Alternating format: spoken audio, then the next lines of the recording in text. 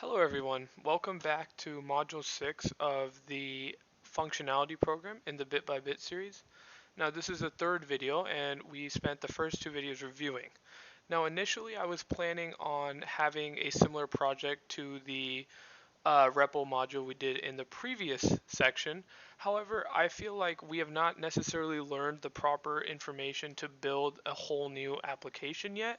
And I think that it is best that we continue to just hone in on the skills we have learned, continue doing some smaller work so that we can make sure that we have these concepts down, and in the next booklet and program combination, we will actually learn about things like methods, things about classes, and then we'll actually build a more large scale application, something that can actually interact with the user, something that runs, something that maybe does something in a more realistic scenario.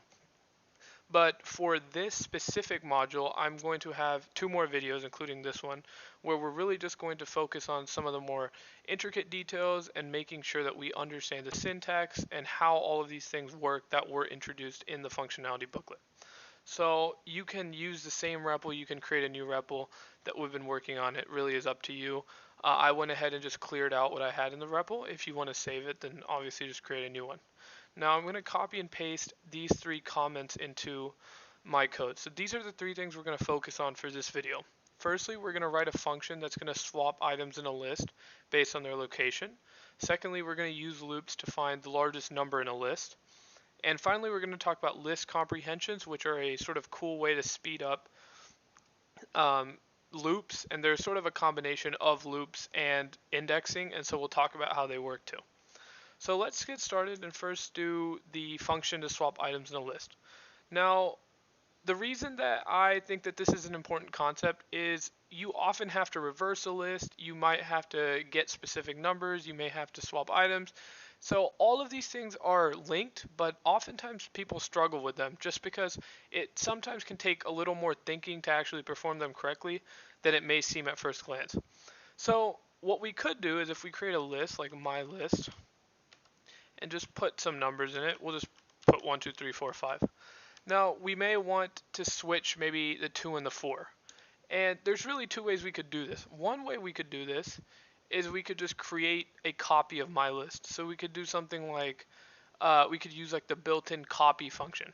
But since I don't want to use that right now, I want to focus on what we learned in the booklet. We're going to create a function that takes in any list you give it, and it can swap two numbers depending on their location. And so those will obviously also be arguments. So let's create a function with the def keyword, and let's name it swap values. And keep in mind the list doesn't have to be numbers. The list can have whatever in them, and so it's just going to swap the two items in their positions. So this is going to have three parameters.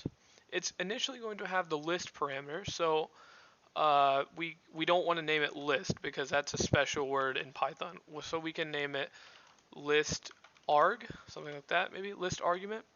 Then we're going to have the first index, so I can do idx1, and then I can do idx2. And so what are the idx's, you may ask? Those are just the position we want to swap. So maybe we want to swap the first and the last number. So idx1 would be 0, and idx2 we could use the -1, which we talked about, as representing the last number. So now let's figure out what should go within our actual function. So what you may think of is just using basic indexing and assignment. We take our list arg, and then we use our square brackets to index, and we just set idx1 equal to the value at idx2, like that. And then we do the same thing, we just swap them. x2 is equal to the list arg, idx1. And then we just return the list arg. So that would just be the updated list. Now, at first glance, you might think, this is very simple. Why are we doing this? Well, the thing is, this is actually wrong. So let's go ahead and run this, and let's just see what we get.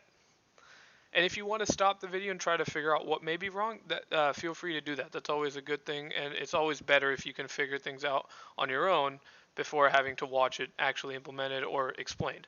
So what we'll do is we'll call swap values, and we'll send it my list, and then we'll say, like we said, index 0 and index -1. And since it is returning a value, we can just go ahead and print the output of this like that. So let's go ahead and run this. We get 5, 2, 3, 4, 5. So the 1 did become a 5, but the 5 did not become a 1. So now can you see why that may be? What we're doing here is we're setting IDX1, or the value at IDX1, equal to the value at IDX2. So in this case, we're setting the 0 index to whatever the value was at the -1 index. So what I'll do here is I'll just write some comments. So list arg, when we call it there, starts out as 1, 2, 3, 4, 5, like that. After we do this statement, list arg becomes 5, 2, 3, 4, 5. Then when we try to set IDX2, which is -1, so this value, equal to the value at IDX0, which is IDX1, it just sets it back equal to 5. So we need a way to retain this initial value before we try to manipulate it, because if once we change it, it's gone forever. We will not know what it is. So let's get rid of these comments for a second. Let's think about what we can do here. So since we need to retain it, the easiest way is just to save it in a separate variable. So let's take a variable called temp, stands for temporary, and let's just set it equal to list arg idx1. So that means that whenever I have this temp variable, in this case, when I pass it mylist as an argument, it's going to have the value of 1. That's because idx1 is 0, as we put here, and mylist, the value at index 0 is 1. Now we set listarg idx1 equal to listarg idx2. So once again, our list will become 5, 2, 3, 4, 5. And now instead of setting idx2 equal to idx1, we're going to set it equal to temp. Then we're going to return listarg. Now let's run it and see what happens. Now we get 5, 2, 3, 4, 1. So exactly what we wanted. We swapped 5 and 1 properly. And so this is something that when you're starting out, you often will overlook. You overlook things like this, where we're like not sure that we just changed the list and we're confused as to why the code is not working. And you have to be very careful. And so an easy way to debug, maybe if you had not noticed firsthand, is after you do this, within the function, you can always add a print argument. So just do print listarg, and this will tell you what the list looks like in the middle, and it will also hopefully show you why you're getting a mistake or why your code's not functioning the way you want it to. Now, this is obviously a more specific use case. It's just swapping 2 items. Another sort of weird thing in Python that I'm sure a lot of experienced programmers don't fully understand themselves right now is reversing a list. And so there's multiple ways to do that. You could obviously loop over a list, like for num in my list, and then you could create a new list and add the values to it in reverse order.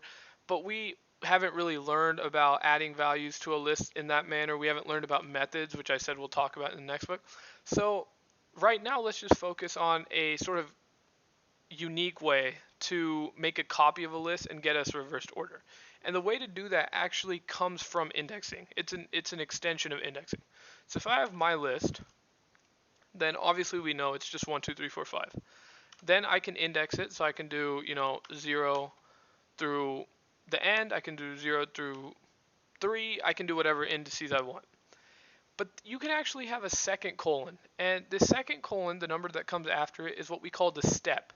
And so if you wanted every other value, the default step would be 1.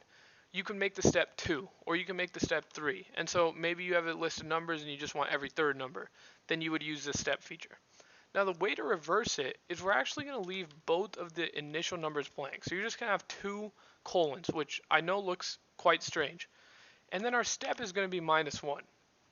And this is something that Python can immediately interpret as we want the whole list, so we have no start or stop necessarily, but since our step is -1, we want to start at the end and step backwards. And so if I print my list, and with the -1 as my step, and I'll actually comment out this print statement here, and since we're not going to be calling the function, so we don't have to worry about that, we run this, you'll see we get the reverse list. So 1, 2, 3, 4, 5 was our initial list, and then this became 5, 4, 3, 2, 1. And so this is just a cool way that you can create a reverse list.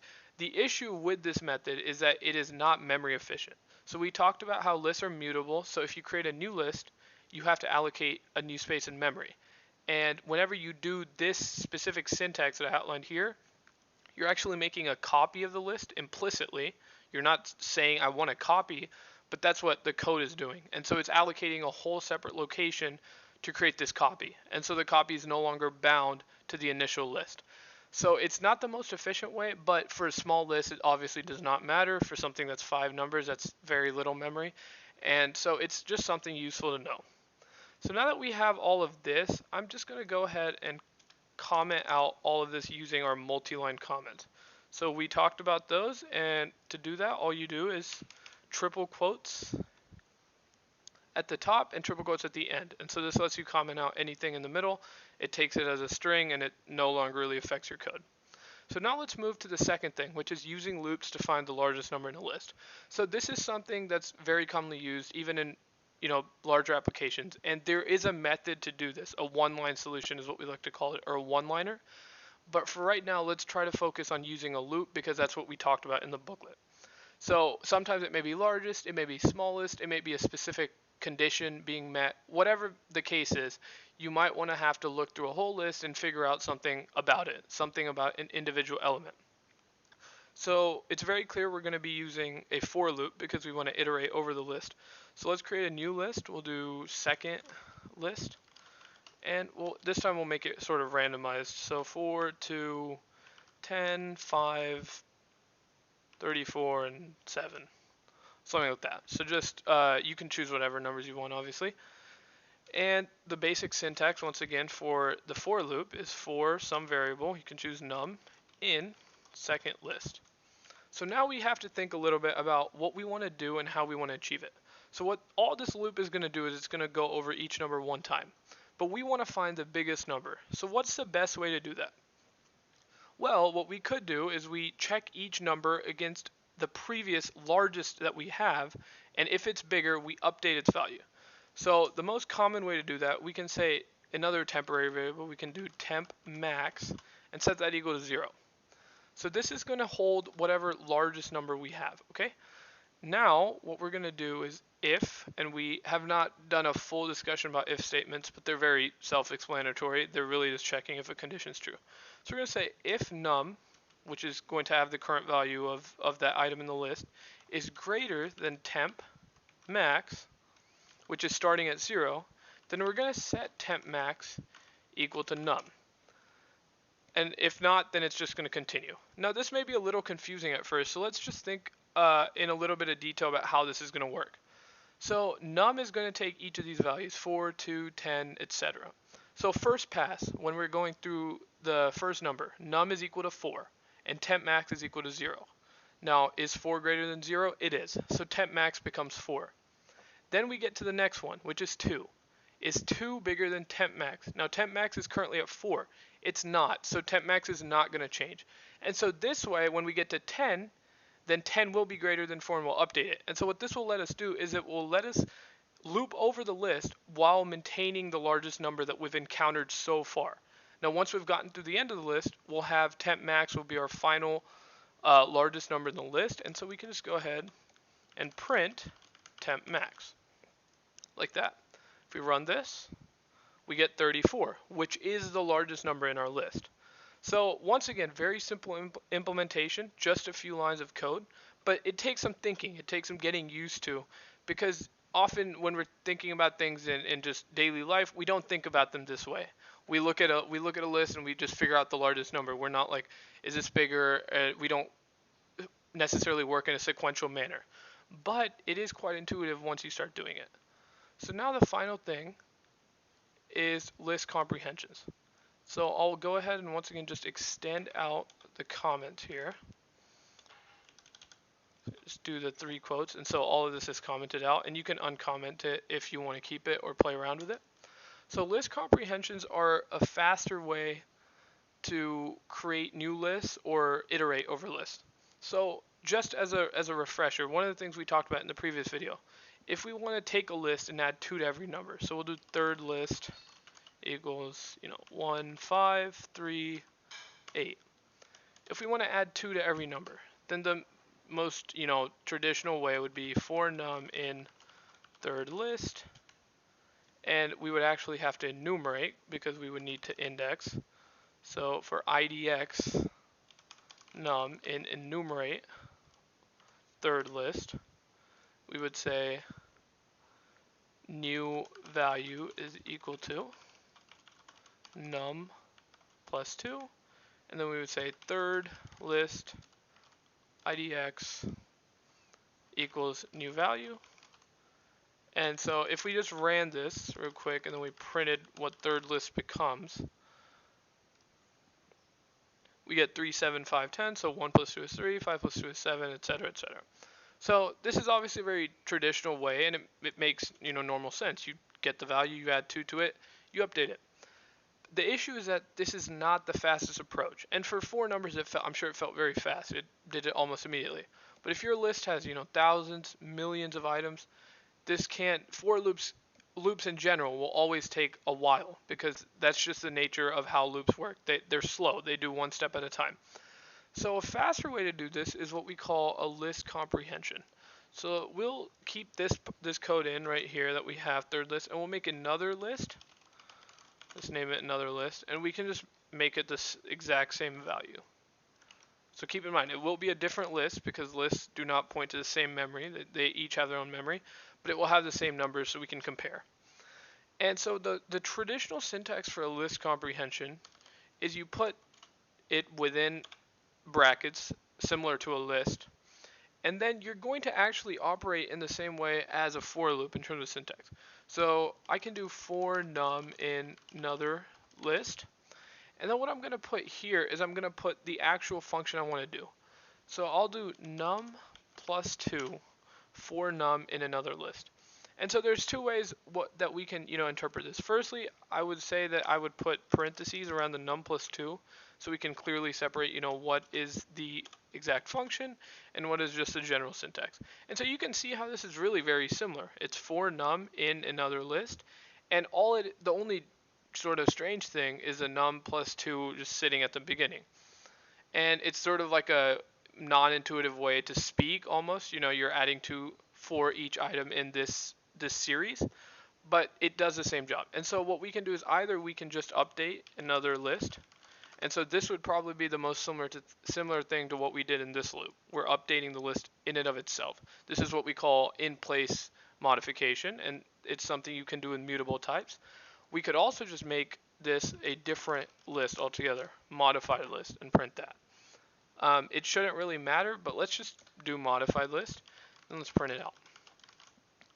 And this will run, but we're not going to print out their list right now because we already saw how it works. So when we run that, we get 3, 7, 5, 10. And so you can see that it did the exact same thing, but instead of taking 3 lines like we took here, we did it in 1 line. And so what you can also start doing is if you write a function that does something more complicated than adding 2, obviously that's a very basic thing, but maybe every item in the list needs to be sent through a function that does 5 things to it. You could also just use the function. So if I created a function just def like change value, and then I had my arguments, and then I did something here, code here, and then I don't know why it edited to that,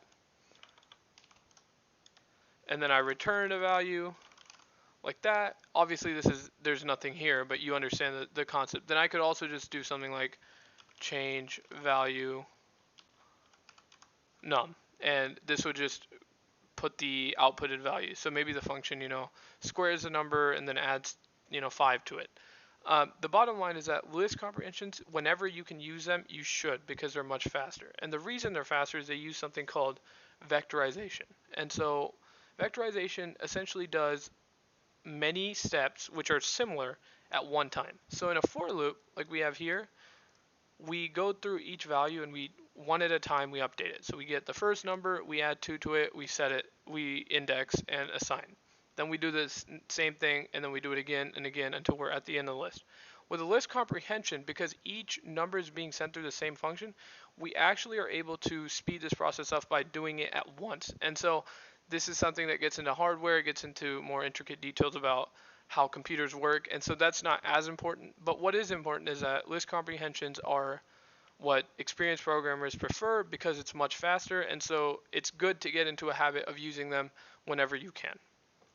In the next video, in the final video, we'll continue talking about loops, functions, and we'll also talk more about things that are not necessarily list oriented. So strings, how they differ. We'll also talk about sets and tuples.